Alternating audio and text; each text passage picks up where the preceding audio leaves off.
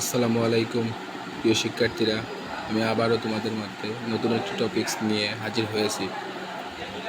আমি আমরা মোবাইলের স্ক্রিনে অথবা কম্পিউটার স্ক্রিনে যে ছবিটি দেখতে পারতেছি, এখানে দেখো তোমরা লেকচার 2 এর উপর ক্লাস 1 এবং এখানে দুই চলকের জন্য ডি মর্গানের সূত্র প্রমাণসহ দেখানো হয়েছে। বিষয়টা খুবই ইম্পর্টেন্ট।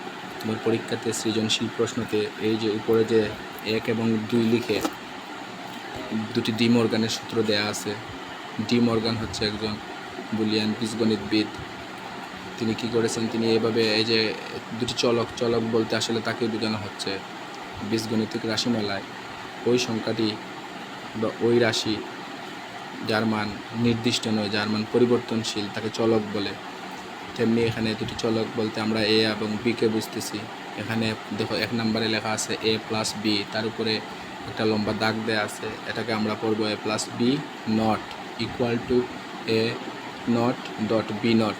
2 নম্বরে দেওয়া আছে a dot b naught equal to a naught plus b not.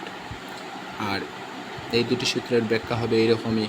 D Morgan বলতেছে যে 1 নম্বর সূত্রটা এরকম যে এ বি দুটি চলক, যদি আমরা দুটি চলককে যোগ করে চলক দুটির যোগফলের উপরে নট মানে তার বিপরীত মান হবে এ নট, মানে এ এর বিপরীত মান এবং বি এর বিপরীত মানের গুণফলের সমান। 2 নম্বরে বলতেছে এ ডট বি মানে এ এবং বি এর গুণফলের বিপরীত মান এ এর বিপরীত মান এবং বি এর বিপরীত মানের যোগফলের সমান। এখন পরীক্ষায় যদি বলে এগুলো প্রমাণ করার জন্য, তাহলে আমরা এটা কীভাবে প্রমাণ করব?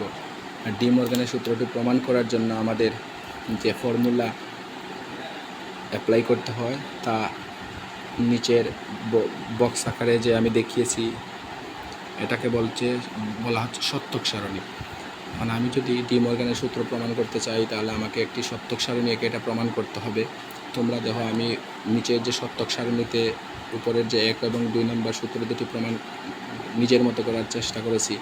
প্রমাণ করার নিয়মটি হচ্ছে এরকম: প্রথমে আমি আমার কাছে যে সমীকরণটি আছে, আমি ওই সমীকরণটি দেখে ওই সমীকরণ থেকে চলক দুটি নির্দিষ্ট করে নিব। এখানে চলক দুটি আছে এ এবং বি, সেই জন্য আমি প্রথমে দুটি লাইন টেনে নিয়েছি। দুটি লাইন টেনের মধ্যে উপরের হেডিংটা দেখো ভালো করে, কারণ হেডিংটা যদি আমরা ঠিক মতো লিখতে পারি, বাকিগুলো আমরা অবশ্যই লিখতে পারবো। আমরা হেডিংয়ে প্রথমে এ এবং বি লিখেছি, তারপরে আমার দেখতে হবে আমার যে সমীকরণ আছে ওই সমীকরণে কোথাও কি নট আছে কিনা, যেমন এ নট বি নট আছে কিনা। হ্যাঁ, আমরা 1 নম্বর সমীকরণের ডান দিকে দেখতে পারতেছি এ নট আছে বি নট আছে, তাই আমি পরবর্তী দুটা লাইন নিয়ে নিয়েছি এ নট বি নট।